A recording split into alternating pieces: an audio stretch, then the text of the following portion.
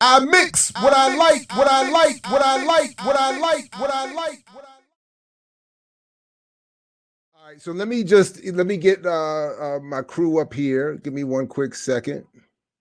Apologies for that. That was my brother-in-law, Ideal Bayano. Please check out his work. I forgot that there was a problem that I didn't compensate for in the transition. So I'll have to get back to his work another time. Give me one quick second. Let me get my sister Rosa Clemente to the screen, and then we're going to bring up Dr. Todd Steven Burroughs after that. And then we're going to be my man D Noble is in the mix in just a moment as well. Let's see. Is Sister Rosa with us? Yeah, Ideal Bayano is fire. There's no question about it. There's no question about it. And bear with us just a minute. I hope you are. There she is. Brother Jared. What's up, Justice? How you doing, man? I'm as good as could be expected. Good to see you. Peace to Alicia as well. No doubt.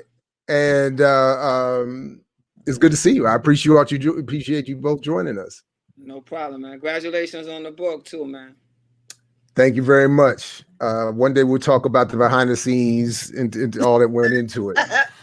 Oh, for sure. We must definitely do that. So, Rosa, we wanted to have you up. I do have to quickly also apologize in the moment to the Omni African Collective, China Fox, and Christopher Marshall. The same issue that I was having. We'll get to that another time. I'll explain all that another time. I don't want to take all the time up right now, but they sent in a video. We'll post that up later because it was very. I appreciate everybody, and I'll go into the technical difficulties that I was struggling with and learning about later. But right now, Rosa, I wanted to have you involved in some form or fashion. Thank you very much, and have you as one of the first responders, as I'm calling it, for the night. And please, anything that you have, please go ahead. Yeah, hold on though, real quick. This will be like 30, 45 seconds. Sure. It's like the death of me, man. But you know, there's no turning back, man. This is what makes me. This is what I am, brother. Oh, wow. You like that? Yes. Oh, we're comrades.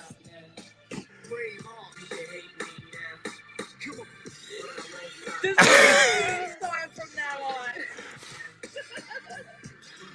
One more second.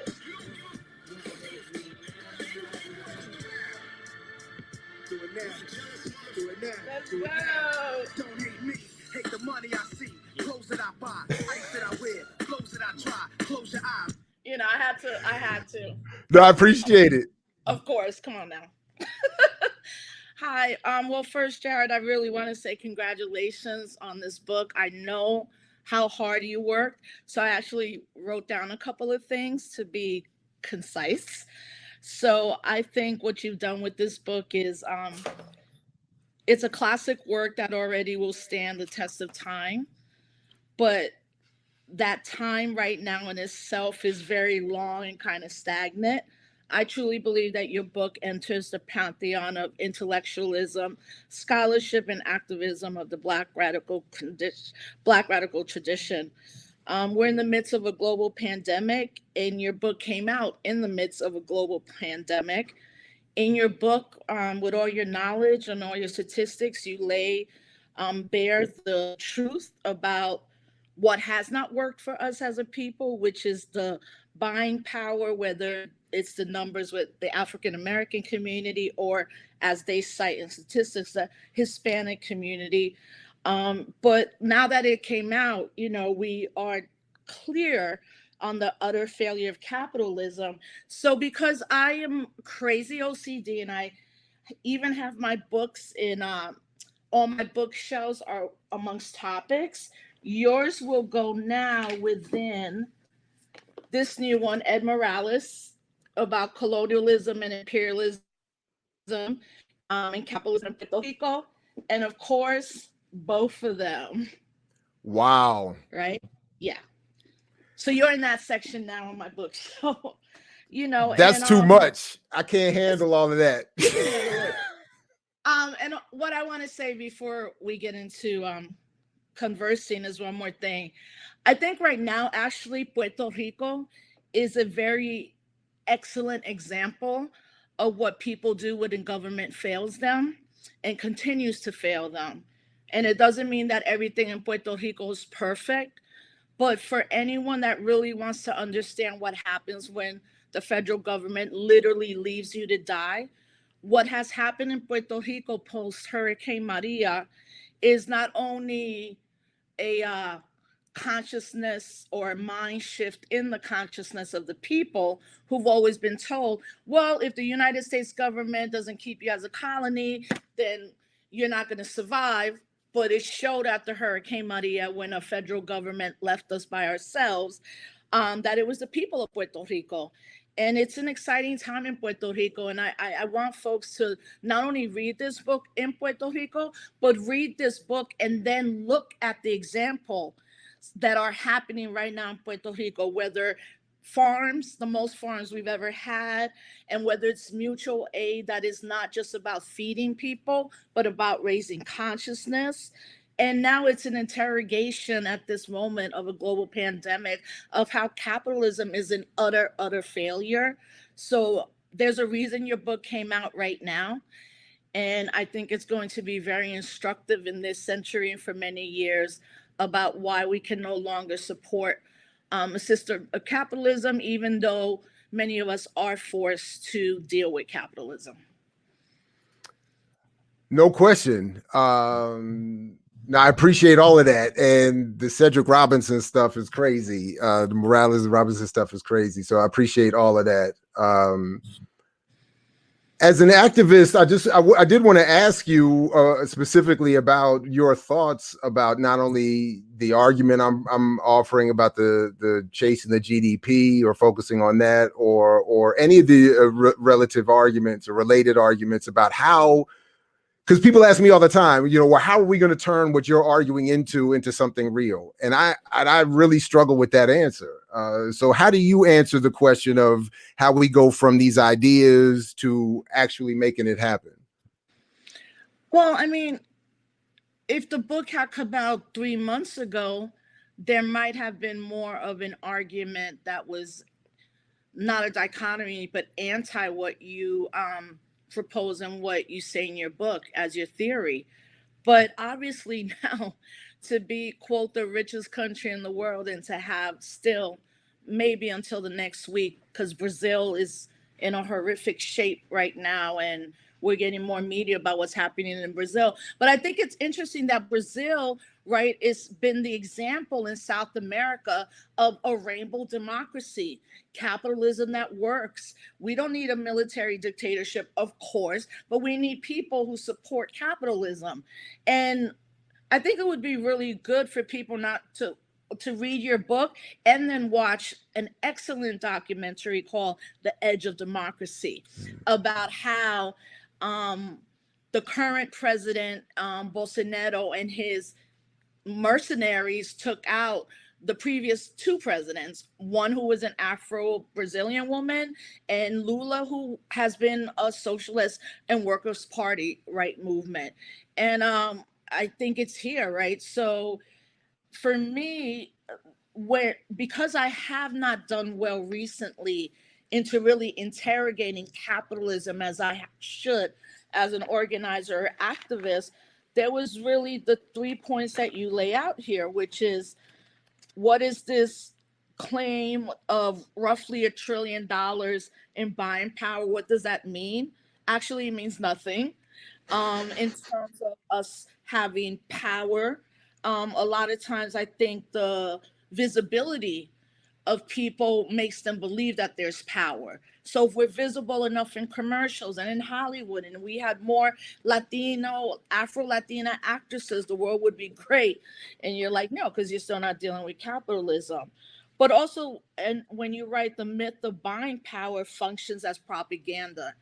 And I've really been thinking about that, spending a lot of time for the last 2 years with Fred Hampton and his family, and talking a lot to this younger brother that most people might know, Philip Agnew, who co-founded Dream Defenders, but was really the one that was like, listen, this is not about breaking all capitalism, but Bernie Sanders has a movement behind him, where I had to check in with myself as an organizer and be like, I'm not clear on everything, you know? So for me, getting the book and being able to read it laid it bare. And this global pandemic lays it bare. And the interview you had, not with Eugene, but the one before with the other brother, who's talking about how all these public schools are now trying to reimagine education, which is really like go online, right? And it's going to be up to Bill Gates and other high-tech executives what your child learns. And I was beginning to find out that in Google Classrooms that my daughter signs into, they censor a lot of material. And it's already happened. So I mean, you know, I know you've been writing this book, you gave it everything, you know, and I know Dr. Turner's proud. I know everybody in our crew is proud, because we haven't had this for a long time. We've really been working off two modes of movement the last decade: voting people into power and trying to show people how rich Black and Hispanics are together. You know? Right. Well, no, I definitely appreciate you. If you can, I'm going to ask you to hang on and hang out on the screen. But I want to bring my man D Noble up because he's got a piece he wanted to both perform and then talk about in terms of, and then we're going to get my man Todd up here to get us straight on the Black press.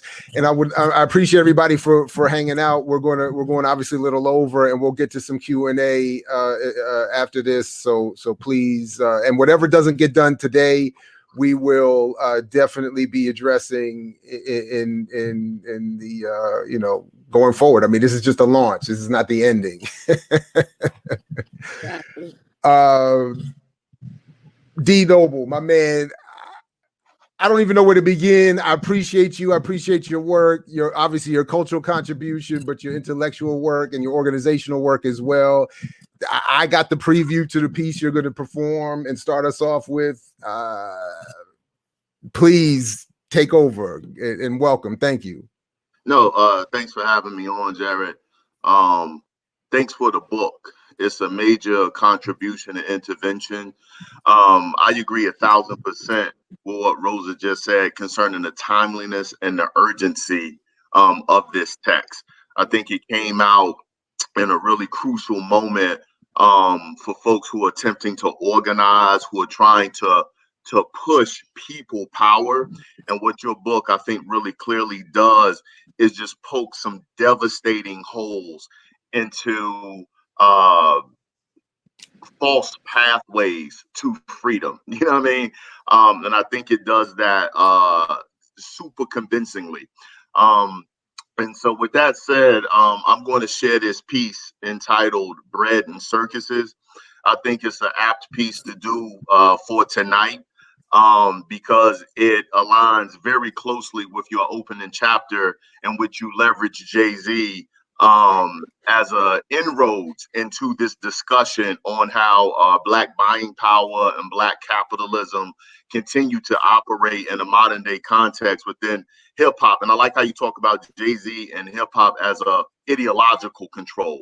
And so I want to jump in and do this piece within that framework. Yeah, but thank you, brother. No, thank you. Bread and Circuses. Within the grueling grind of barbarous times, the genuine champion problematic paradigms, the backward becomes sublime on the backs of those exploited in classrooms and coal mines. Perhaps Jay's rhymes resonate with Rust Belt revolters who became Trump voters.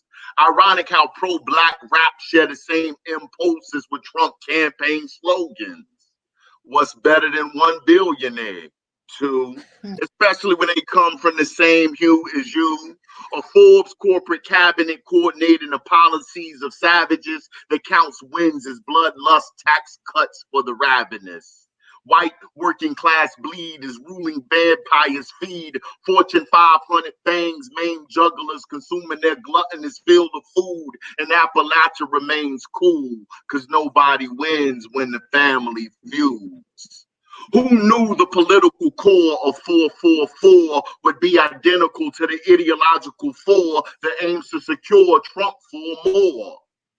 Within the grueling grind of austere times, purported progressives advance problematic paradigms. Learned liberals read best-selling Ta-Nehisi Coates and gather this: we can't racism or white supremacists. Such defeatist attitudes give rise to cultural nationalist platitudes that supplant mass action politics and class consciousness until Black workers wonder if Wakanda exists. Fantasies and Marvel myths and silver screen Afro-futurists return us to Hotep daydreams of fictional lands where we're all kings and queens. Black Twitter litters memes to raise our belittled esteem by conjuring nostalgic themes of kingdoms past.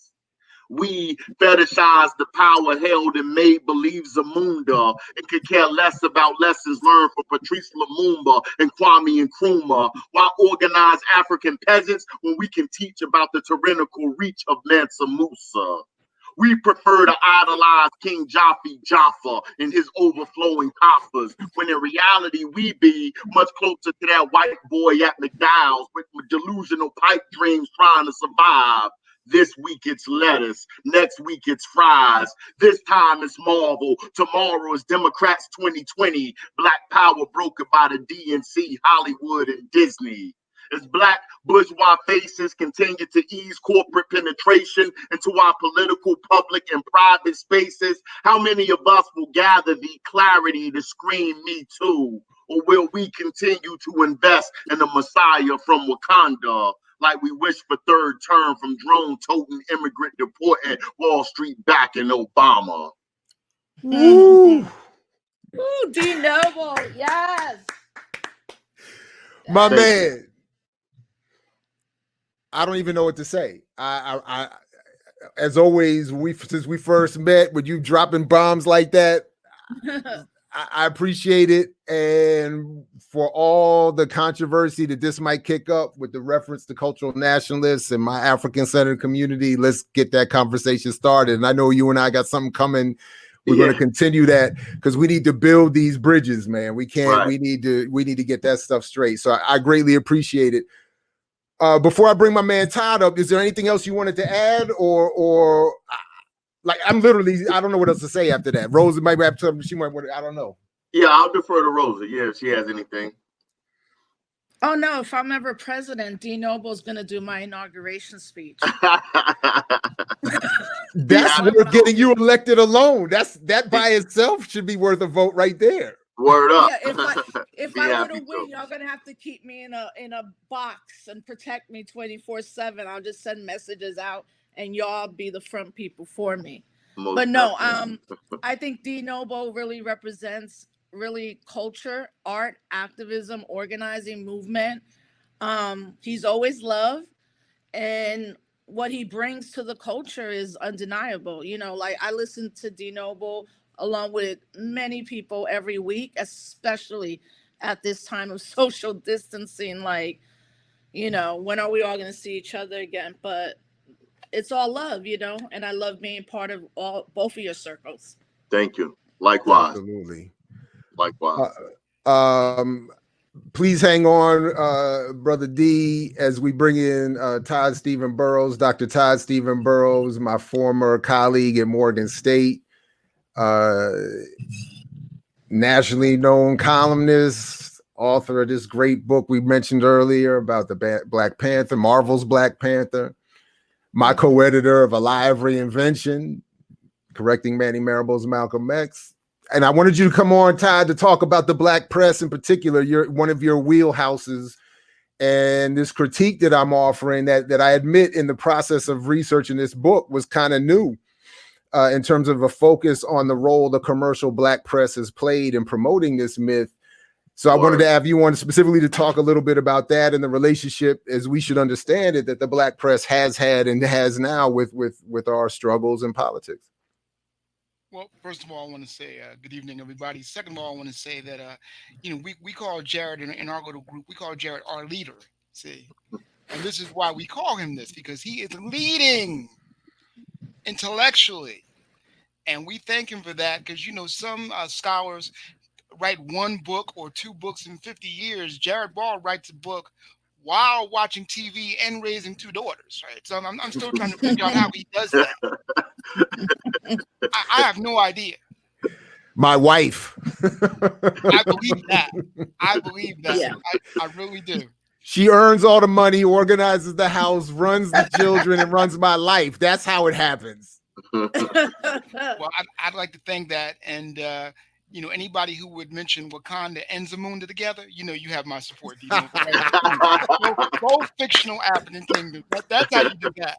All right. Somebody's saying, I'm glad Todd is not talking Black Panther. Okay, so we're gonna move from Black Panther then to I think what a very serious problem is, and Dr. Ball, I know you've addressed this in the book, and I mean I thought it was very important, and I tried to struggle with it in the article I wrote for your website on Lerone Bennett.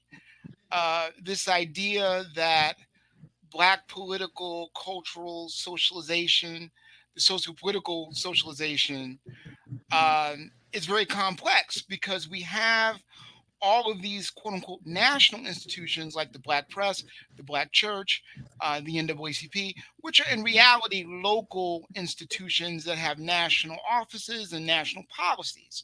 So how do you get a full dialogue in, a full range of dialogue in, when you are dealing with local people, local small businesses, and the small business people are connected with the NAACP people, and everybody goes to the same church or mosque, right? So you have a very narrow range of debate. So, somebody like E. Franklin Frazier, who explained a lot of this a long time ago, it's time to go back and look at that work, because we see a historical rhyming between, let's say, a John Johnson who says, I wasn't out to make history, I was out to make money, and the Bob Johnson who says the E in BET does not stand for education, it stands for entertainment. There is a rhyming there that we have to look at. And the fact that this has been reinforced through the Black press it's kind of serious. Now, I'm not deep like you, so I got to go to my notes here. All right, let me see here. E. Franklin Frazier said, when the lunatic is met with ideas incompatible with his delusion, he distorts facts by rationalization to preserve the inner consistency of his delusions. And that's Frazier. Now, where do we get these delusions from? Well, these delusions come from the ideas that are reinforced over and over again in the popular culture. So, for instance, Frazier talked about the Negro press existing to allow Negroes to pretend to have status. Well, with a retired Black president, 5 Black billionaires, Jay-Z, Michael Jordan, Oprah Winfrey, David Stewart, and Robert F. Smith, and an estimated 1 in 50 Black families having a quote-unquote millionaire of some type, it doesn't seem that status is the issue anymore. The issue now is, how do we control economics? How do we control politics? And what Black media does is creates the range of debate, and has done that since the Cold War, without the radical tradition, without the communist tradition, without the Black nationalist tradition of Marcus Garvey, which was all purposely done. And there's even a great book that talks about the range of debate in the Black press between mainstream and radicals that all ended as a result of McCarthyism. So what do we have? We have John H. Johnson, who is only down with Pan-Africanism, as in Black World Magazine, if it can sell. And then at the same time, we have Bob Johnson, who's only down with talk programming and political programming if it makes money. Teen Summit, only if it makes money. So we have all these martyred things, whether it's YSB or Teen Summit or Black World. We have a graveyard of Black radical things that we once depended on. Now we can only depend on each other. And Zoom, not the TV show I grew up with on PBS, but this Zoom, right? So this is where we're at. So now Black media is some sort of individual circumstance and individual responsibility, which puts a lot of weight on people like our leader, Dr. Ball. But Dr. Ball can handle the weight. That's all I have to say about that. There's some other deep observations I can give my notes, but I wanted to get you guys to comment. Well, just to let everybody know that what I've done is I've added a session to start roughly at 10 o'clock when this 2 hours is supposed to be up, in which we can, whoever wants to stay can stay. We can do Q&A. I don't want to impose on people's time. But at the same time, I don't want to rush through anything. Folks who have questions can go ahead and ask them now, and the four of us can maybe try to address them. I want to, before I move on to everybody else, just say again, I am so appreciative for all of the people that showed up tonight and all the people that will see this later, the people who came on live, the people who pre-recorded, the guests in attendance, a lot of people that I know and are friends with and I admire. I greatly appreciate you. And I just got word, by the way, and I'm going to go ahead and share it. I hope it's cool to do this, and the brother will check me if it's not, but I just got word that there is a rumor that Killer Mike heard some of our criticism and has agreed to engage with me and a couple others in the not too distant future, as he is one of the people I mentioned as I think misrepresenting the myth and somebody trying to do good work, but somebody that I think we should engage on this question. So I'm looking forward to that. I hope it happens. You heard it here first at the MOB launch party. So and definitely folks who are asking, all of this will be at imixwhatilike.org. Please sign up there now, just whatever, so you can get all the updates when they come, and at imixwhatilike for all your relevant social media. Rosa D, then you want to respond to anything that Todd said or anything else so far? And I'm gonna peek at some of these questions real quick. I'll jump in real quick. I think Todd did a really excellent job kind of highlighting the way that the Black media has functioned to help propagate, the myth and disseminate it. And I think you did like a whole chapter on that. I think it's chapter 2, Jared, that I just thought was like fantastic. And one thing that I think is really dope in that particular chapter, and what Todd is also highlighting too, is that you can't have that particular conversation about how the Black media helped shape this without talking about Black class antagonisms. And I think that's something that you did with like great sensitivity and really surgical in your analysis in terms of highlighting those Black class antagonisms. Who does the Black media as an institution serve within the Black community? Is it all of us, or is it this, this Black bourgeoisie, right? And Todd talks about that in terms of Frazier. And I think we can't lose sight of that. Like the Black media is an extension, of this petite Black bourgeoisie as a way to serve as an ideological model, as a social control for the larger Black masses to get them to continue to buy in to mainstream American ideals and economy. I think that's one of the really great things that Robert Allen was able to surgically just bring to bear in Black Awakening in Capitalist America. Like that chapter, Corporate Imperialism versus Black Liberation, that's like my favorite chapter in the book. And I think he surgically just does what are the material conditions that gave rise to the Black bourgeoisie, as we understand it now. And you can't have that conversation without talking about the job that Black media, Black journalism, Black press does in helping to establish and reify that particular class. So thank you, Todd, for that contribution. And thank you for that chapter, Jerry. That was surgical. And if I could just do one more historical rhyme here so that we clarify what we've been discussing. Let's talk about how these people get rewarded for this. Now let's do another historical rhyme. John H. Johnson, in the beginning of Ebony, Jet, etc., had a white printer. So one of the reasons he was so conservative, he writes about this. I'm not, this is something he wrote about. One of the reasons he was so conservative is that he was afraid that the white printer would not print the magazine, right? So his reward for that conservatism is that he gets to print ebony himself, or he gets a black printer. Now that is not unlike how Tom Joyner came through ABC radio networks, and his whole idea was, I have the two top markets in the country. I can get the entire black baby boomer generation as my audience. And so the reward that he gets for doing that is that ABC cuts him a deal, and then he controls the syndication of the Tom Joyner Morning Show for the last 10 years of the show. So the approach is always the same because the goals are always the same because the rewards are always the same. If I can just very quickly, one thing to your point, Todd, about the incentive. One thing that I did mention in the book is that at the height of his career, Tom Joyner was said to be making $14 million a year. And the white woman executive at ABC News that talked about why they hired him in the first place said specifically it was because he would help capture that black buying power and deliver it to her and her constituents.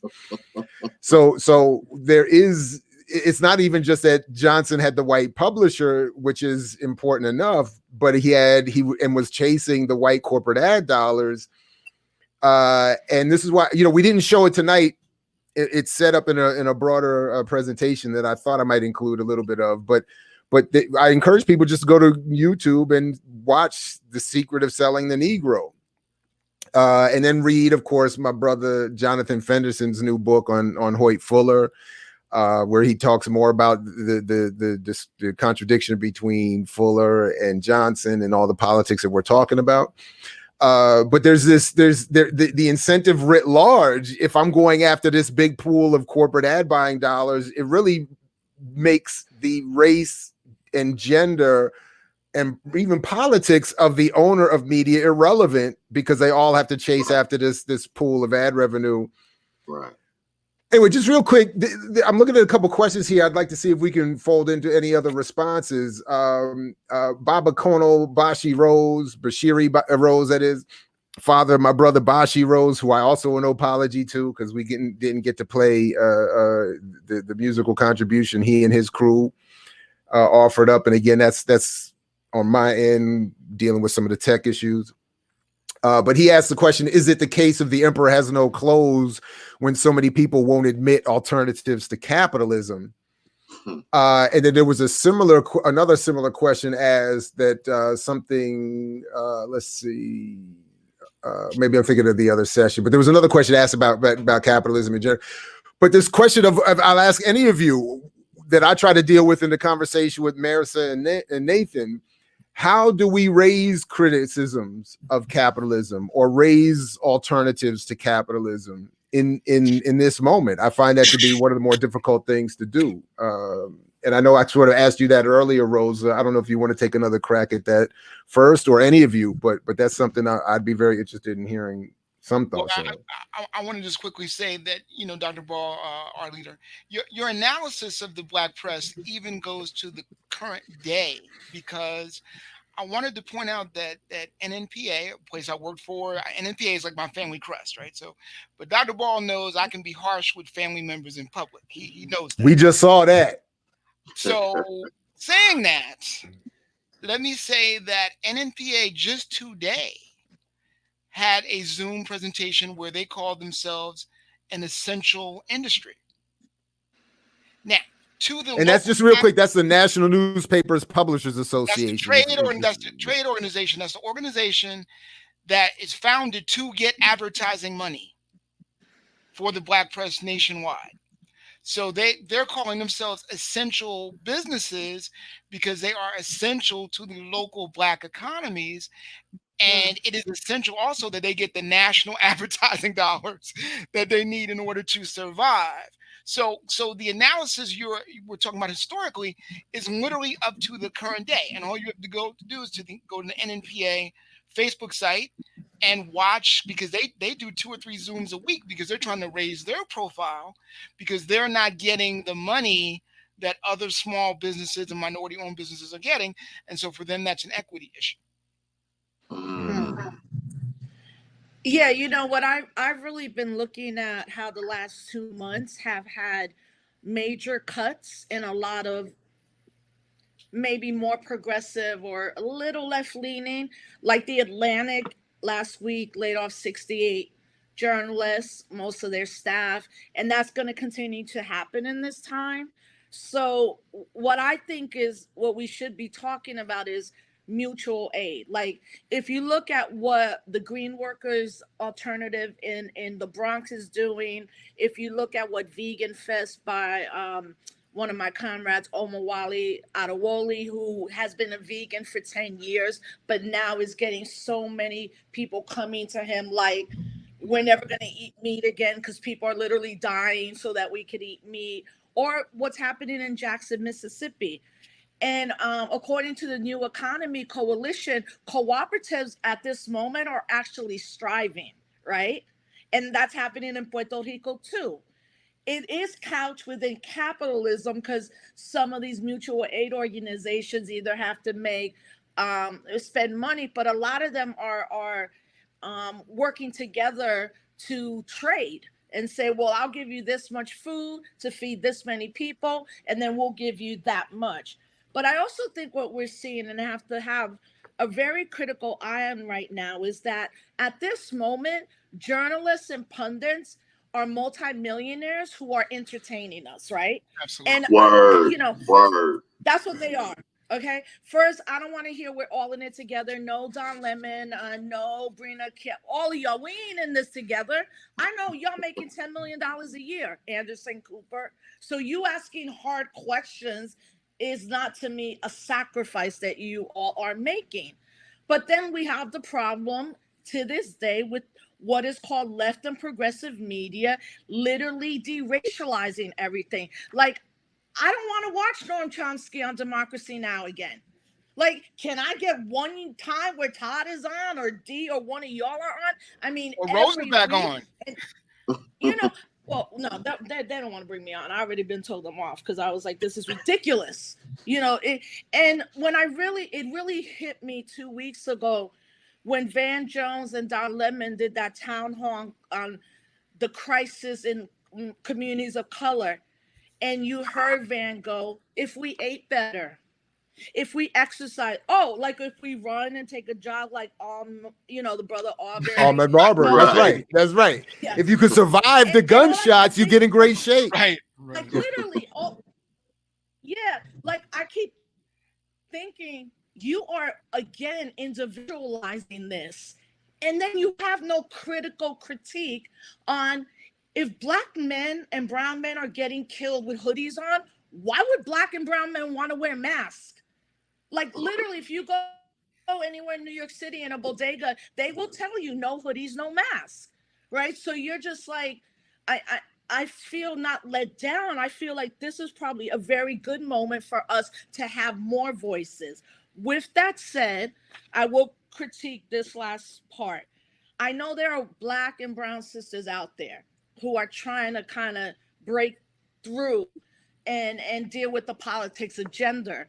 Because if we look at what's happening in the United States right now, most of the people who have lost their jobs and these jobs are not coming back are usually single women. Right. Proportionately African-American, Latina, and then white women who are in the hospitality industry. And the hospitality industry has already been messed up on so many levels. But the sister Saru, who runs Restaurant Opportunity Center, talks about a whole theory called breast industry, where a lot of the men who are managers in restaurants will tell the waitresses who are women, like, get a little shirt, make your breasts come up a little bit. And it's been reported so much that they have a methodology to track that within particularly waitresses who are often told, just perk them up a little bit and you'll probably get a better tip. So I think those are the things we need to look at. And I want to see more of us doing our media. And I don't think we're going to know right away the impact we're having, but we know we will have an impact. Word. Right? So we have to do it. If nobody's going to support us, let's do it ourselves. We should take this moment to shout out the show that you've relaunched with your sister and Sister Tanzasizwe Chimarenga, Disrupt the Chaos. And we encourage people to definitely start tuning into that and make that part of their media diet. We saw my brother Pancho, I believe that's Pancho McFarland. If not, I apologize. A shout out to this Pancho for raising a question about emancipatory journalism, which I've been running with my professional career as a concept from Hemant Shaw. And I agree that there's always a time for that. And the core tenets of that are basically just that the colonized, oppressed communities become organized politically, and then out of that process produce their own journalism and media. That's honest, principled, and researched, but is in service of those political organizational efforts. And I think that's Jared, absolutely what we should do. Go ahead. Yeah, go ahead, Rose. Yeah, I just want to say one more thing. You know, when Hurricane Maria hit Puerto Rico, I knew I was going to go down, but I didn't know at what level or what capacity I would have. And my dad called me and he's like, okay, now I know what you've been doing for 25 years. You have to go to Puerto Rico now. Right. And when I started calling people up, the people most willing to give me funds were white women or Black men. Right. And I had to interrogate that, like, why are my sisters not, aren't we supposed to be there for each other and all of this? And talking to my little sister, she said, because obviously not only do women internalize patriarchy, we're so trying to grapple for a little bit off the table that we turn on each other. But when I went to Puerto Rico, I purposely put together a crew that was 35 and under, and mostly women journalists who know what they're doing better than I am doing. And to this day, the story that really sticks with me is when we went up Utuado, which was one of the places that was really hit, and the military was down, and they're like, we can't get up there, even though we have Hummers and that, and we had like a 10-passenger van, and we made it to Utuado. And one of the elder women was saying, if it's not for women, we wouldn't be alive right now. You have to understand, we've been keeping this community alive now for 20 days, and what they ended up doing was coming together with a collective council so that 2 of the younger people could come down the mountain every day and bring everything back. Because they're like, the military is just down there not helping us. And I think that's what I think about when I think about mutual aid, but not only monetarily. I think we have to think about mutual aid as also, who do I talk to when I'm feeling bad? Who do I talk to when I don't believe in my theory right now, or I'm overwhelmed? And part of that mutual aid has to be, how do we check in on each other and truly support each other as journalists or artists or whatever? We don't have to agree on everything. If we agree that freedom is the road we want to be down, then we should be supporting each other more. So I'm more conscious about that right now with relaunching the show, because the response was so amazing. I just was like, why haven't I been doing this more? And I had to really take this weekend to say, man, you still internalize a lot of patriarchy. You still have to kind of like root out the patriarchy that you have been internalized with, and know that you're just as good as anyone else who's doing this work or trying to tell our stories. No doubt. Let me raise up this question real quick that I see here. Do you all think that community newspapers and journals will or should be an increased significance with the continuation of these bigger platforms due to COVID-19? My quick answer is that they've been losing value and relevance, and certainly advertising and financial support for a long time. And community papers and local media has been suffering for a very long time. And that's why, again, I keep wanting to advocate any number of different grassroots forms. And I would just like to see us become more organized in that media effort. I would like to see Rosa's show link up with some of this stuff that I'm seeing. I see Jared Ware is here with Millennium's Killing Capitalism, and create new pockets of left and more multicultural or so whatever world majority people's media, but to create more solid public spheres where all of this can be battled out and discussed, and again, where we don't have to agree.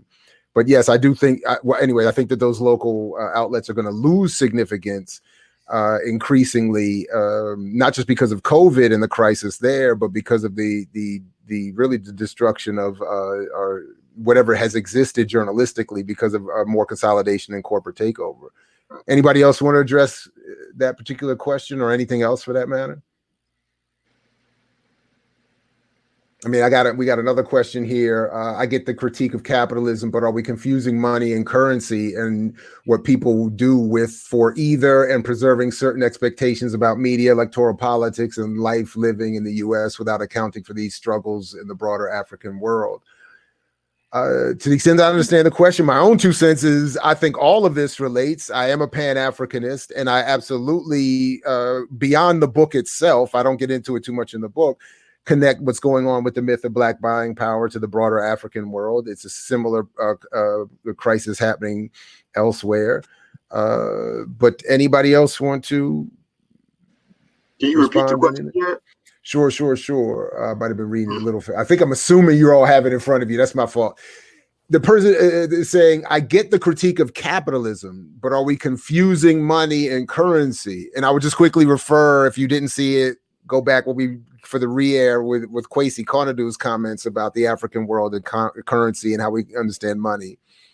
But they continue, and what people do, are we confusing confusing money and currency and what people do for either preserving certain expectations about media, electoral politics, and life within the US without, in other words, as I interpret it, are we doing too much with too much of a focus on the African experience in the United States and not the broader African world? At least that's how I'm interpreting that question. Anyway, one of the, and I didn't want to bring this up, I don't want to get too much into it, but one of the reasons why my work is no longer being included in other circles where it might seem like it might naturally fit is because of this question of Pan-Africanism and I think a narrow and anti-logical focus solely on Black America, which tactically I think is, never mind philosophically, is not tenable. And I think that my own Pan-Africanist politics and connection to anti-imperialist struggles and broader African diaspora concerns is one of the reasons why many reasons why this work is going to suffer some of the exposure and conversation that it should, as others borrow elements from the work or take directly from the work, but don't want to credit it because they don't want to be associated with my politics. And that's an interesting point, because Nefa just asked about, these kind of liberal structures, right? Ironically, I was about to call them ADD, right? Instead of what ADOS, right? Ironically, they fit within that. Right, because again, to kind of do some comparison here, the liberal spectrum, the Black liberal spectrum that we see every day on MSNBC, right, is only about Black America. So it's interesting that both ADOS and MSNBC told that same line. And yet Lerone Bennett, going to the 7th Pan-African Congress in Tanzania for Ebony Magazine, and wrote a major article for Ebony Magazine, is like almost 50 years ago. So we've lost so much. We've gained a lot. We've gained a lot of talking, but we've lost a lot of the analysis, because analysis requires thought, interrogation, writing, reading, etc. And we've exchanged all of that for this talking head liberal universe. Yeah.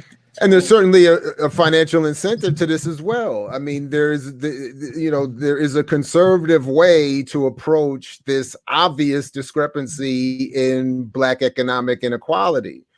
And one of them is to follow the line that if maybe take more conservative approaches to reparations or Democratic Party politics, or maybe support some Republicans, get money from white supremacist, organizations, anti-immigrant organizations, we can be seen as being a progressive commentator on Black inequality. The same thing is what I'm arguing more directly in the book about the Black commercial media class, that there is this way of presenting themselves. And I keep mentioning his book because I was somewhat newly read, but the Jonathan Fenderson's brilliant work on Hoyt Fuller Absolutely. What this almost. I don't want to project or ascribe to it a scandalousness that I think that sometimes exists, but there is a way of projecting this. I love Black people in a very conservative way. It's something I know that historically Dhoruba bin Wahad and Abiri Baraka used to argue about Spike Lee, that he would use this "I'm all blacker than you" to get control of Malcolm X, and then do something very conservative with it. Anyway, Johnny Johnson was the master of this, right? This is why his legacy is so complex, because when you understand John H. Johnson, see, John H. Johnson had a list of 25 people, and that was the 25 people he needed for Ebony and et cetera to survive. He gave those 25 people anything they wanted: Cadillacs, trips to Europe, whatever. One of those people was Lerone Bennett. Now, Hoyt Fuller was not on that list of 25. So he treated Hoyt Fuller like a stepchild, but eventually he had to take out Bennett in the only way he could do that, which was to make him irrelevant. And that's what I write about in the piece, again, for I Mix What I Like, because, I mean, Fenderson's work is fantastic, but you also have to look at James West's work on Bennett. And once you read those two books together, you see how complex Johnson is, because Johnson is whatever sells. Black nationalism sells, then I'm Black nationalist. Black capitalism sells, I'm Black capitalist. And so Spike Lee and people like that learned from that and set up a paradigm that said, as long as I'm, wearing red, black, and green shoes or whatever, and I can quote certain things, I'm cool, and I can do whatever I want within that, because we have no real range of debate, and I won't be countered. And see, that's key. Johnson set up a situation where he would not be countered because he had a Pan-Africanist writing articles for him. Hey, listen, I want to raise this question up from another group that I need to apologize to because of these technical issues that were solely my concern. Chris Marshall and China Fox of the Omni African Collective. I greatly appreciate their work and their support of my own. And Chris asked this question: how do we merge the idea from respective communities to create more operational coalitions so Pan-Africanism can work better with overall internationalism? You can see his question. I think it's still in the chat if I read it too quickly. But how do we merge the idea from respective communities to create more operational coalitions so Pan-Africanism can work with overall internationalism? Anybody want to address that?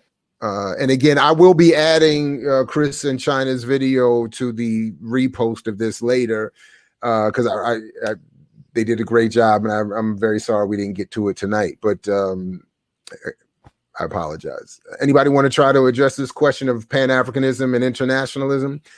Go ahead, D. Go ahead, D. Yeah, I wouldn't mind jumping in on that because I think it's a real important question. And I think, to me, one of the key ways that we have to kind of go about in terms of establishing that connective tissue, emerging that coalitional strength, again, lies in the ability to kind of understand what are our linked fates together, right? When you talk about the masses of working class people all across the globe, like 70%, over 70% of the world's population is trying to scratch out survival on less than $2 a day, right? I mean, that's worth repeating. Like more than 70% of the globe's population is trying to scratch out survival on less than $2 a day. I don't care what the racial, ethnic, geographic, religious, identity formations are. Like, that is a linked fate, something we all have in common of toppling, this 1%, this controlling 98% of the world's wealth. And that's not like some abstract figure. Like, they accrue all of that wealth, all of that, because they viciously exploit everybody else. They didn't get it because they were smarter or worked harder. They got it through vicious exploitation off of our backs. Like, if that's not a bridge for us to come together and think about how do we forge the right type of solidarity and connection to target our focus, our strength, our efforts in crushing, you know what I'm saying, this ruling elite. So we all have an opportunity to benefit from our own labor, to create a world that benefits all of us. You know, I don't know what it is. In Wretched of the Earth, Frantz Fanon takes up this question.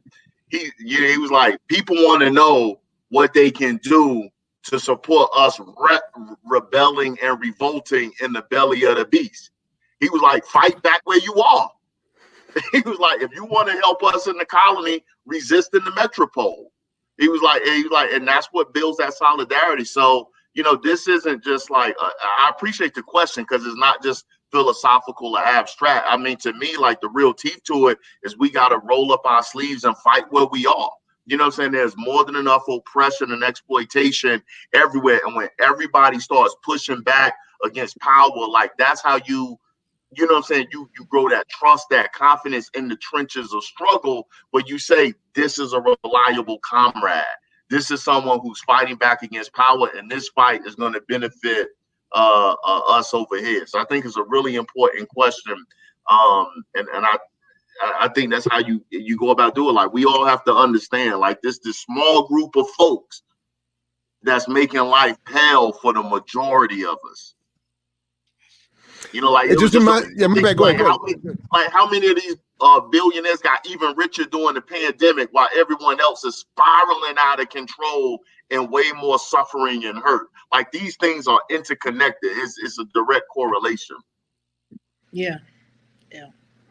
It's something I used to ask when I was, I guess, more engaged with the different segments of these struggles, where a lot of white and European leftists would engage. And one of my questions was always, where do Nkrumah and Cabral and Fanon and Asada and where do these world majorities people who have engaged Marxism fit into your analyses? Because I don't hear them being discussed in the ways that we're always talking about Marx, Lenin, Engels, and the rest, even Mao. Other than Mao, it doesn't really get too colorful in a lot of their conversations. Yet a lot of the African and Latin American world have been grappling with those ideas and struggling and fighting and battling with those ideas. So that's one thing I've always, that Eurocentrism has to be somehow addressed as well in those communities, as they just engage some of the world majority work that has been crushing it on these issues for a long time.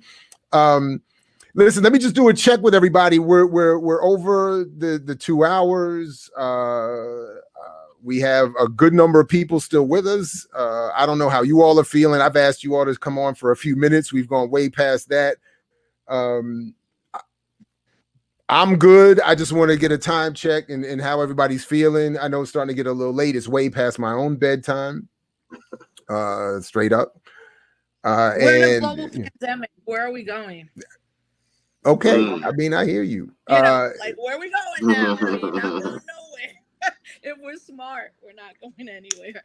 I see, Jared Ware of Millennials Killing Capitalism raises Vijay Prashad, and that's something that was, some years ago, and I don't know about his latest work, but when I was reading Darker Nations, one of my own pet peeves with that book was that he doesn't include anything about Black America in these international anti-colonial struggles. And there's not even a lot in that book, if I remember correctly, from the African world.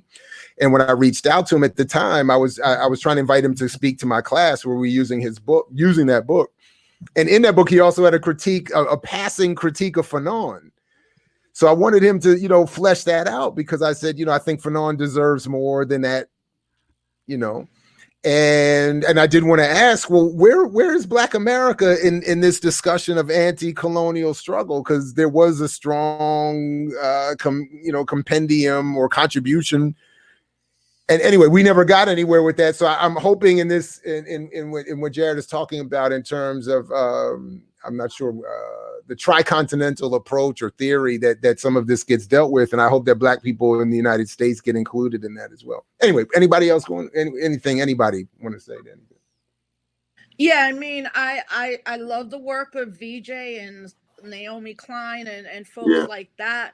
And my critique is always like, you are always all good at talking about Black people outside of the United States, and that's confusing to me. And has always been confusing to me, right? Like, living in Jersey and Connecticut or Western Mass are Black people, right? Like, what is it with that? So that disconnection is still very real.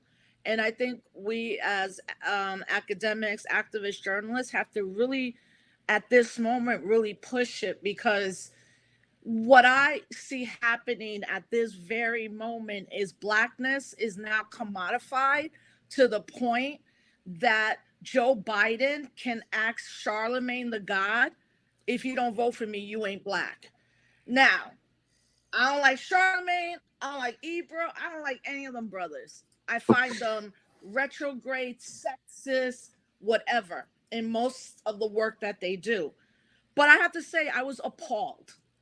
I'm like, Joe Biden just told you you're not Black enough if you don't vote for him. Which what really tells us is that the last 5 years, Blackness fighting for Blackness, fighting unapologetically for Blackness is now a commodity that someone could buy, wear, get $15,000 to speak about, and I'm trying to figure that out, to be really honest, because I'm just not sure if people are understanding where we are right now with this pandemic. Like, the idea that there's no vaccine, the idea of racial disparities in every level of healthcare. I'm thinking about the mothers who right now are giving birth in a global pandemic, but also dying after they give birth of heart attacks. And I really want us, in all our journalistic or cultural, artistic ways, to really begin to interrogate what we've always been taught, that under the system of white supremacy, that if you don't understand the system, everything and anything will confuse you, like Dr. Nellie Fuller said. And I really love the book, period, but this line right here that you write: Beyonce tours with 50 million Pepsi sponsorship and 60 million in Netflix deals. I would have added the Obamas too, because there was $100 million deal. The recent face of the NBA and the NFL as they've expanded franchises. Black capitalism is couched often in the aesthetics or language of lives and politics. So I'm looking at what's happening now in food lines, and like, where are you? You worth $1 billion now, Jay-Z, Beyonce, Puffy. Where are you? You doing one day of food giveaways is not enough. But this idea too that 3 white men have more wealth than 60% of people in this country: Bezos, Zuckerberg, and Bill Gates. And I would add, obviously, Warren Buffett. I don't know why he was let out. If people don't see right now that we are now expendable bodies, not only that the police can kill and brutalize, but we are expendable enough to be left for dead outside of a hospital, we have to do what we've been taught to do, which is push our politics, push an international Black politic, push cooperative economics, and really take a moment right now. Like, honestly, I'm privileged. I have a house. I have a husband who has health care. I can buy food. I can maybe help 1 or 2 people in my family.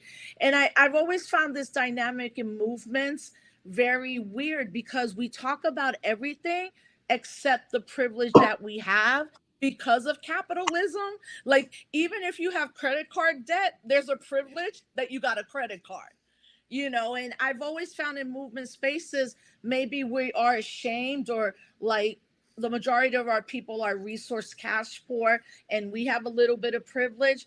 But then that really means that we have to interrogate this more and be 100%. And by the way, Jay, I just want to tell you, I texted Killer Mike while you were on there, and you should be getting a call soon, because that's how Rosa rolls. That's what's up. Hey, I want a dialogue. You have to. So it's got to dialogue. I just want to say, Rosa, it's crazy that you have to describe having a husband with a job in healthcare and a home to live in as privilege. I don't disagree, but it's just crazy that those what we would I think consider as basics is now a privilege. Can I just add one thing, please, Sarah, real quick for everybody else? Because maybe we all have people in our family that are essential workers, right? And my husband is considered an essential worker now because he's a custodian.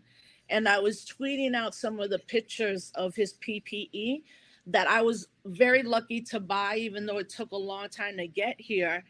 And, you know, every time he goes out, and I'm sure all of you have family members that are considered essential, you know, and I'm like, I don't want hand claps or you banging on a pot at 7 p.m. If these workers are essential, what you're saying is that they're essential to capitalism, not essential to the well-being of our people. And that all of us who have families going out there every day are scared. And I'll tell anybody, every day he leaves, I am scared. When he comes home, he has to take off his stuff, put it in a bag. He has to take in the shower before he touches. We have to wipe down things. And I'm like, all of us are going through that with these essential workers that are making $12 an hour. But most of the reason most of them keep going back is because of health care. Because without my husband working for the state as a custodian, we would have no health care, as I have my own business.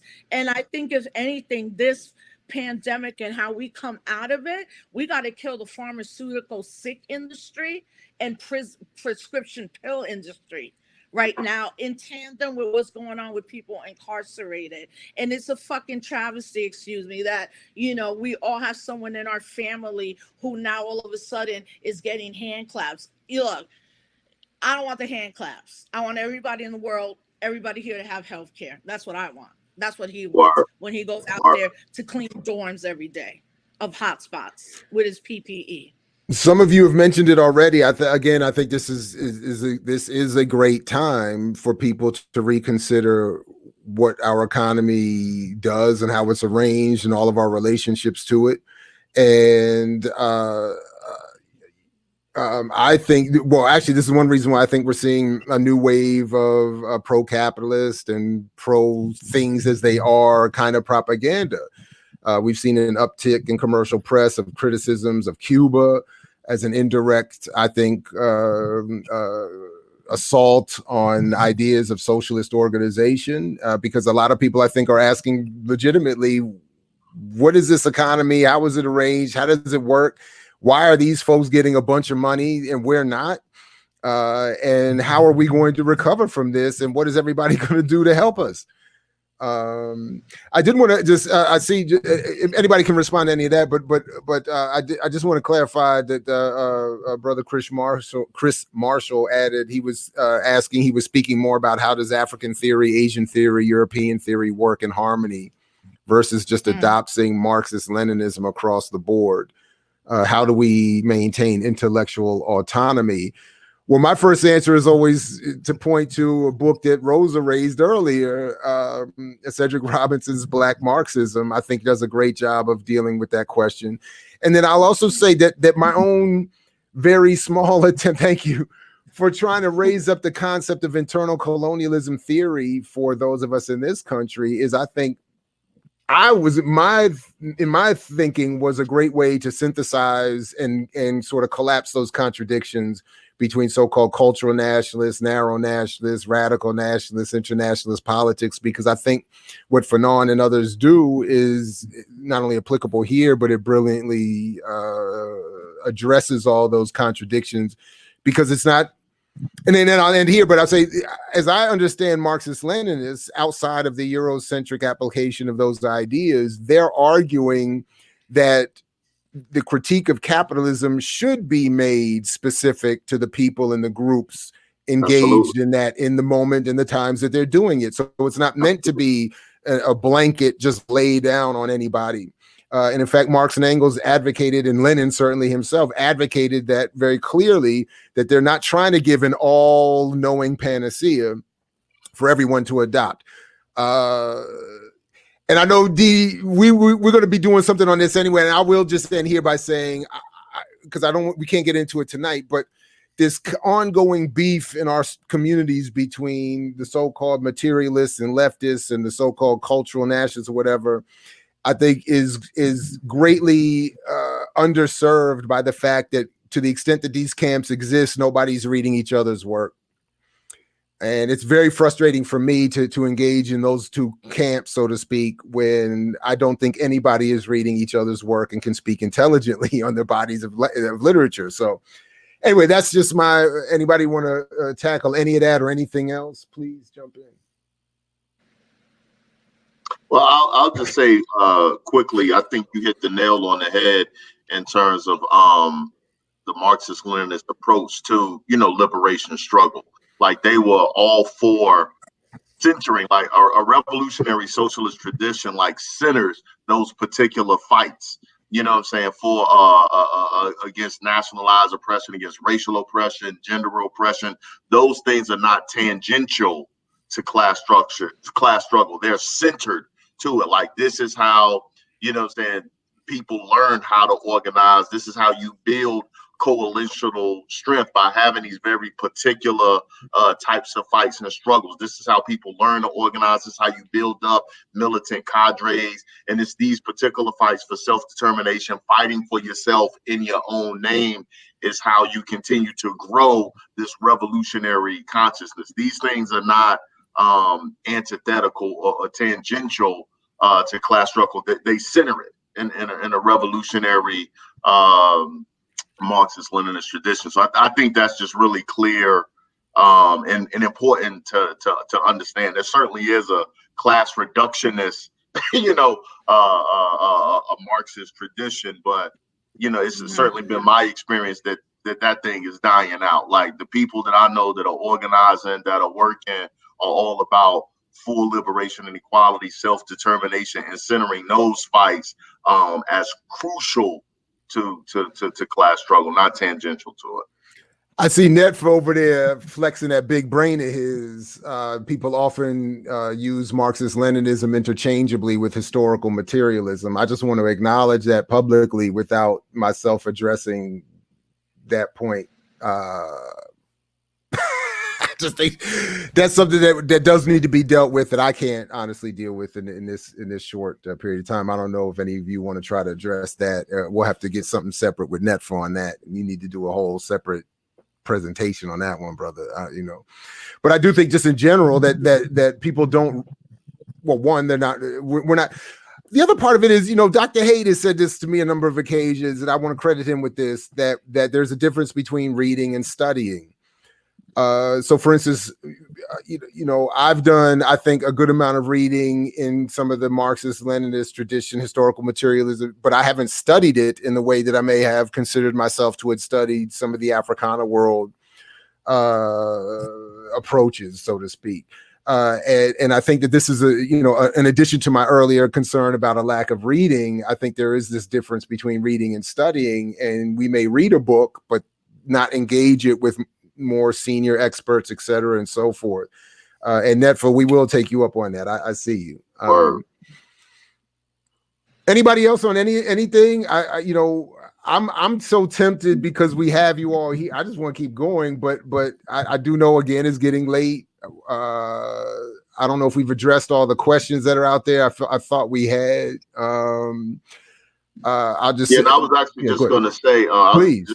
The message, I actually have to bow out to tend to some domestic responsibilities. No question. But thank you for having me on. Thank you, Rosa. Good to see you as always. Thank you, Todd. Always good to see you. And thank you, Jared, for the work, man. Like seriously, this was a timely and urgent offering, that we need to build upon. So I'm very thankful. Thank you. No, I appreciate you. Thank you for that. And thank you for joining us tonight and contributing. I greatly thank you for that, man. Thank you. All right, let's get free, y'all. Good care. Yes, indeed. Let's get free. Word. Yeah. Anybody else got anything pressing they want to say? Any questions? Jared Ware, thank you for that. I appreciate that. I appreciate all of you for coming through and spending time with us all. And again, I want to extend my deepest appreciation and apologies to Chris and China Fox at Omni African. Please check out their YouTube. We will post their video. And to Bashi Rose and the Culture Trio, their contribution, and to my brother-in-law, Ideal Bayano, whose video I also couldn't get to this evening due to my own struggles with the platform. But I apologize to all of them. Yeah, go ahead. Well, if I may, I see now Kichi Taifa asked, how does Malcolm's Black nationalism fit this discussion? Ooh. I'm going to take the discussion to COVID for a second, Mm-hmm. because I'm in Newark, New Jersey, and I just watched our mayor, Ras Baraka, continue to shut down the city. And when the press asked him why, he said, because Blacks and Latinos live here, and I want them safe. And the fact that somebody has to actually explain that in 2020, I think is very interesting. So we see that strain of Black and brown nationalism in this kind of approach, because he literally had to explain that to the press. Because he's like, well, if Governor Murphy in New Jersey has opened up this and opened up that, he says, yeah, but they don't have Black and Latinos who are poor and who are essential workers and who are, he didn't say the word, but who are oppressed. And I have to look out for them. And I think one of the things that we're going to have to look at is who, in terms of public policy, is looking out for us and trying to protect us. I mean, Newark is a small town in many ways, so we know who represents us. It's one of the unique things about the city. But I don't know if everybody else has that. Yeah, I mean, I saw that Raz did that, and I was like, yep, because that's what Mayor Yulene Cruz did in Puerto Rico, and they didn't listen to her, and they let one of the cruise ship dock, and one of the people who was Italian, a woman, ended up being a super spreader in Old San Juan. She died in Puerto Rico, and apparently, you know, a super spreader to over 300 people. And I heard someone critiquing Raz earlier today, and I'm like, no, he's doing what the Native American community is doing on the border of South Dakota and New Mexico. We're shutting down the reservation. If you don't live here, you can't come up in here. And in fact, the governor of South Dakota threatened the Sioux tribe to say, well, we'll come in there. And he said, you can't come in here. You can't. So we're going to let trucks go by, but we don't want white men coming up in here and spreading this. So I think it gives people pause, because you're like shutting it down. But really, we should be pausing with the fact that this government is so incompetent. It should be paying people to stay home, right? And the only reason people are adventuring to work, especially undocumented people who have gotten not 1 cent, is because they have to literally feed their families or pay the rent, as opposed to what we've seen some other countries do. And I heard from a friend in Germany that it's looking like they might shut down the whole country again because they've been doing well. And I think part of that too is that this whole anti-vaccine weird community exists in the United States, and they have a lot of celebrities around them. And then, of course, we as Black and brown people have a historical distrust of the healthcare industry because of how we've been experimented on. So I think what Raz did was the right thing to do. Because by the way, Afia is asking, first of all, Sister Nkichi, thank you for joining us, and I appreciate the question. It's always good to hear from you. Afia is asking, what is Raz doing for Black and brown people as a safety net? He's telling them to stay home. He's locking them down, and he's explaining why. And he's literally doing public education campaigns, door to door, block to block, explaining to people why they're locked down and why they have to be shut down. And because Newark is a Black and brown city, and because we understand the nature of oppression, we actually are following his instructions because he represents us, which is, like I said, a new concept for some people. But we know he actually represents us. So he actually represents our best interest because we know that outsiders do not. So when Ras Baraka says in a press conference, please don't leave here and go somewhere else to a suburb and come back with something you didn't bring, he's very clear on that. And he doesn't have to explain that that's connected with Native Americans and blankets, right? He doesn't have to explain that that's kind of an understood thing, and that's what he's been doing. Well, and similarly to Sister Nkechi's question, from my point of view, there's almost nothing in Malcolm X's analysis that is irrelevant today, and certainly his Black nationalist approach, I think, is extremely important to this conversation. So the elements that I find compelling for this moment are what are the one that is constantly bastardized is his approach to the vote, where it was not to be, we're just going to follow the Democratic Party and whichever one is handed down to us. But he was very clear at the end of his life, in particular, that we should be running our own candidates on our own platforms on all manner of elections, local and national. And to the extent that I hear what Todd's talking about with Ras Baraka, that these candidates would then be beholden to the community's interests and more likely to try to implement whatever policy initiatives would help those communities as best they can. Similarly, as I understand Malcolm's nationalism, it was meant to organize Black America here for their participation in the global internationalist anti-imperialist struggle.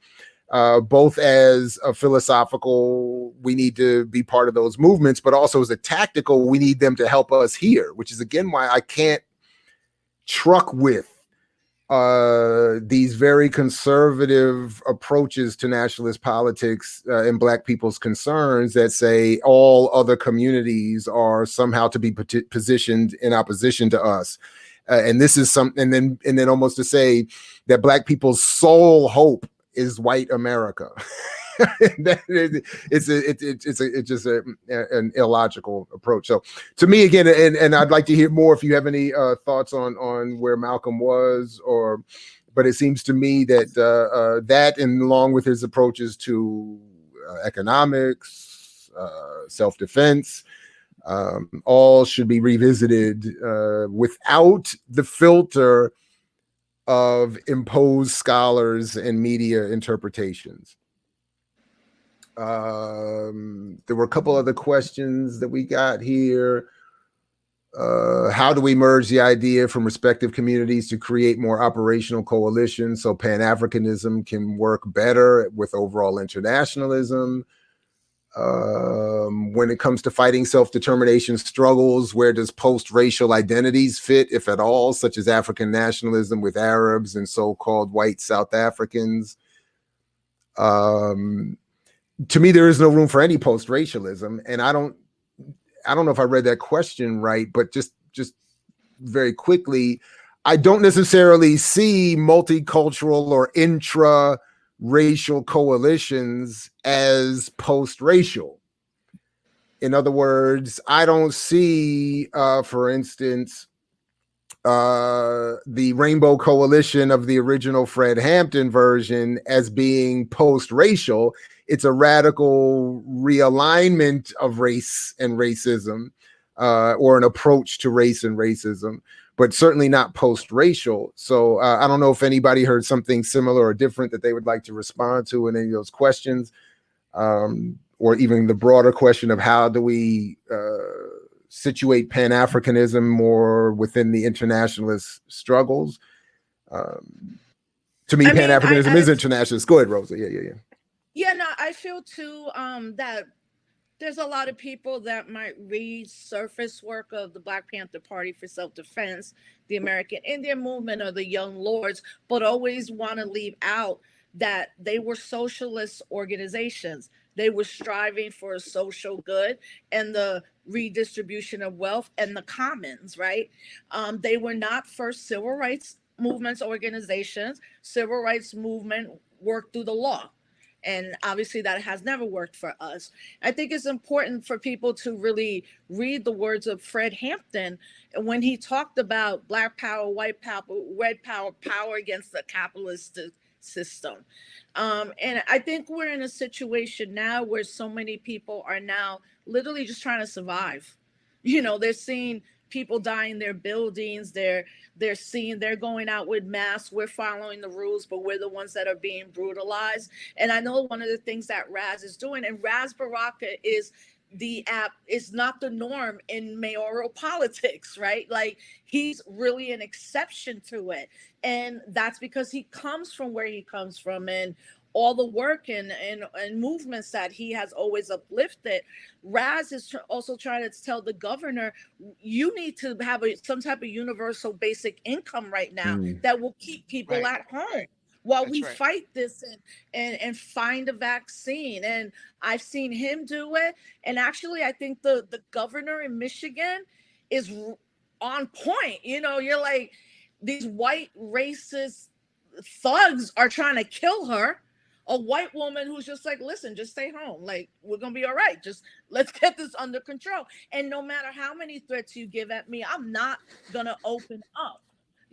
So I think we have to study those type of politics. And I would encourage people to, I was just watching Gary, the documentary about Gary, Indiana, when the best of Black and brown politics came together. But what ended up happening with that politic, which is a little bit of what happened with the National Hip Hop Political Convention, is that some people took those politics as a road to rise up as this great Black or brown messiah, right? And that if we elect the right people, we'll be fine. We have the most elected Black and Latinos ever in all types of positions, and this is where we are as a community. What does that say for the electoral political project? Jared It's dead, Ware is saying, or should be dead. Jared Ware is saying exactly what I was about to say. I want to read what he said. Johanna Fernandez's new book on the Young Lords has some good discussion of Hampton, BPP, and YLO, and centers the socialist politics and organizing of the YLO, YLP. I recommend that book 300%. To show the organizing that we should be doing right now, very practical organizing based in radical politics. That book is excellent. So just real quick, we have 30 minutes left on this session. Thank you. Thank you, Rosa. Yes, thank you, Rosa. I'm going to let that 30 minutes be the wrap up because I, again, am way up past my bedtime. And as much as I appreciate all of this, I can feel it. I did want to say a shout out to Brooke, who not only speaks, as she says, garbled emoji, but raised the point that I often find a glaring omission, something that you both mentioned already, that we hear about the Panthers, but never about their socialism. And we hear about Huey Newton all the time and never about his intercommunalism, which was definitely not post-racial, but was internationalist in understanding how, as I remember him putting it, there are no nations to which we can decolonize. The West's mass media is one thing that crushes boundaries and borders. So this idea that we're disparate and sovereign is mythology. And we are in a reactionary intercommunal relationship. They need to make it a revolutionary intercommunal relationship. That is, so it's not post-racial. It's just saying we need to interact with each other differently and in a more revolutionary way.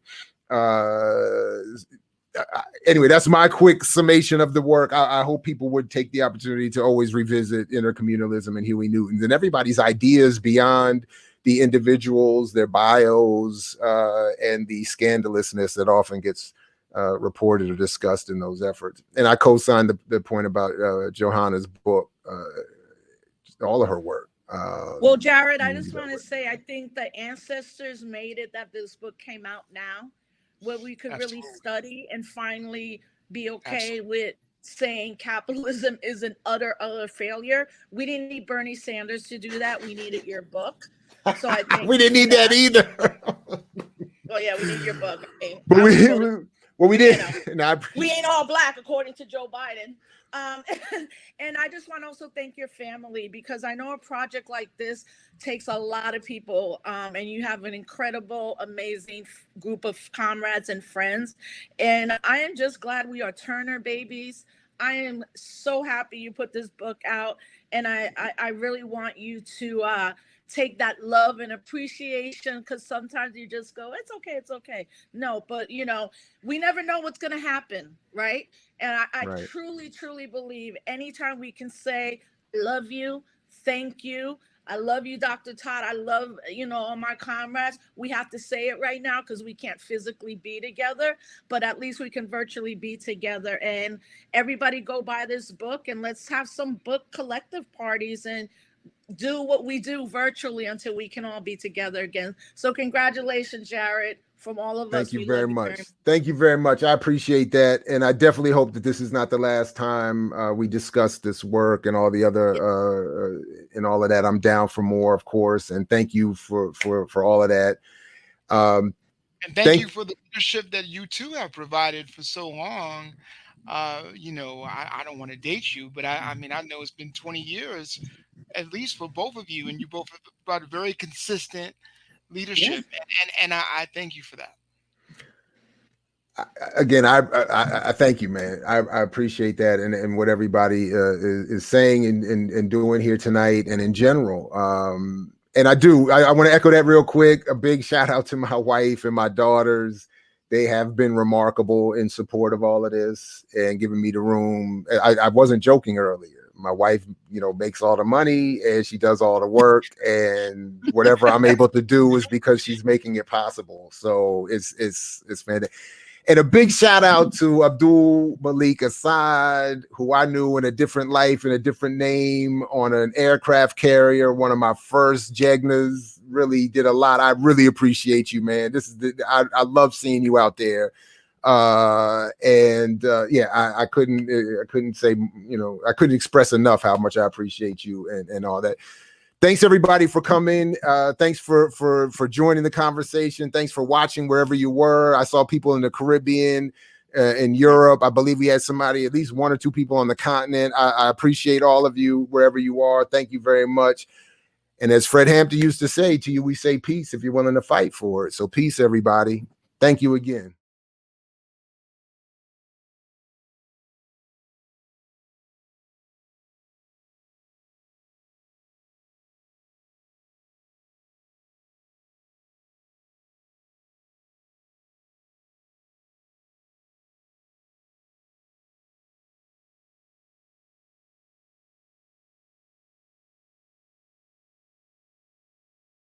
I mix what I like, what I like, what I like, what I like, what I like.